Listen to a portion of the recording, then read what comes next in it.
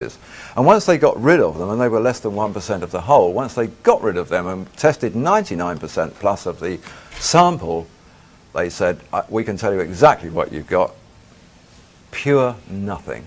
You have nothing that our machine will read. It will not acknowledge that there's anything on there being tested. It's nothing. So they said, okay, we'll try arc emission spectroscopy. Very, very simple process. 2 electrodes. The bottom one has a cup in it. You place your sample in the bottom cup, you bring the other one down and you strike an arc. That arc heats up and ionizes what's in the sample, and one by one, as it reaches the boiling temperatures of each of the constituent elements, it will read them off and tell you what's there.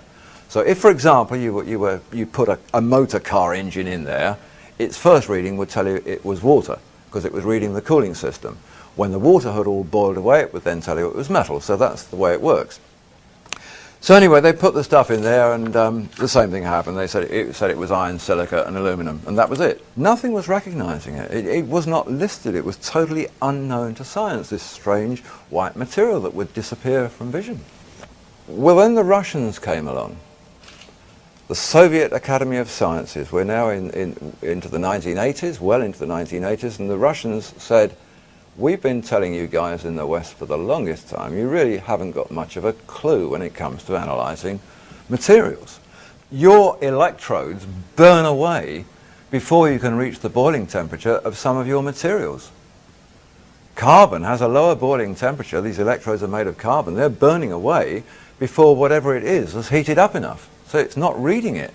Russians said you need to burn this in an arc for 300 seconds, not 15, which was common in the West. 300, 5 minutes. So they go back to base and they put the material in, and it begins.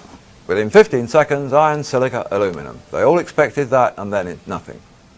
But the arc now is carrying on burning, whereas the Western style one stopped. And suddenly, at 70 seconds, it says it's palladium.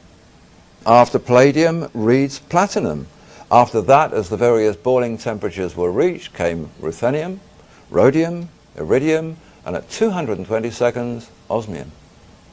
Every one of the platinum group metals was in this substance. It was them. It just wasn't showing up at them as them in a metallic way. And in fact, when they worked out the content of these soil samples, it was discovered that per ounces of substance per ton of soil, they had 7,500 times more platinum in every ton of their soil than they were getting from every ton in the best platinum mine in South Africa. But it wasn't metal. You couldn't make jewelry with it. Suddenly Hudson discovered that General Electric up in Massachusetts were looking at a new sort of fuel cell technology. And he said, look, I've got this stuff here, and it says in your literature that you're using rhodium and iridium and these platinum group metals for fuel cells.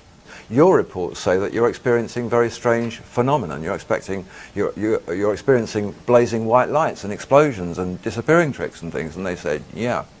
And he said, well, I've got some stuff that does that.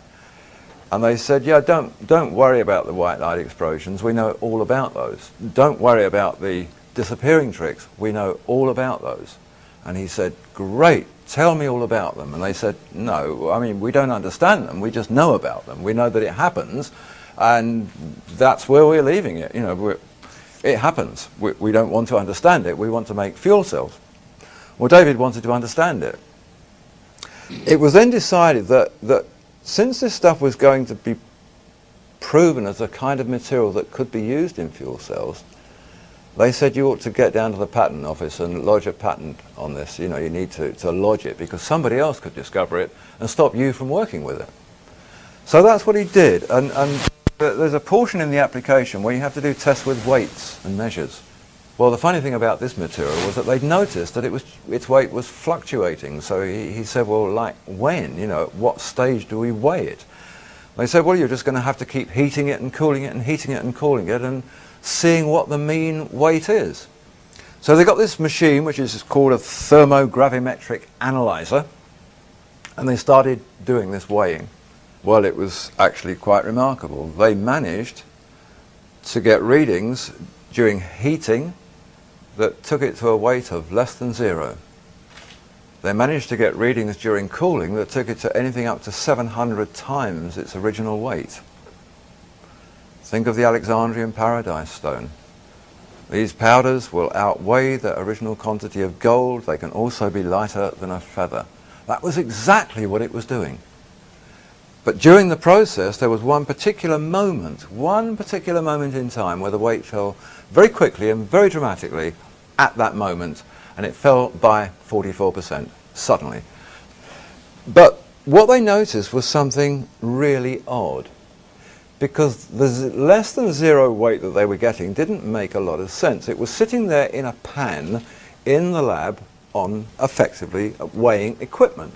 The pan itself weighs something. You have to compensate for it before you put the other material in it. But what they discovered was that it was reading all of these 0 weights, below 0, but they thought, well, what about the pan? That should weigh something. So they tipped the material out and put the pan back, and it suddenly weighed more without the material in it than it did when it was in it.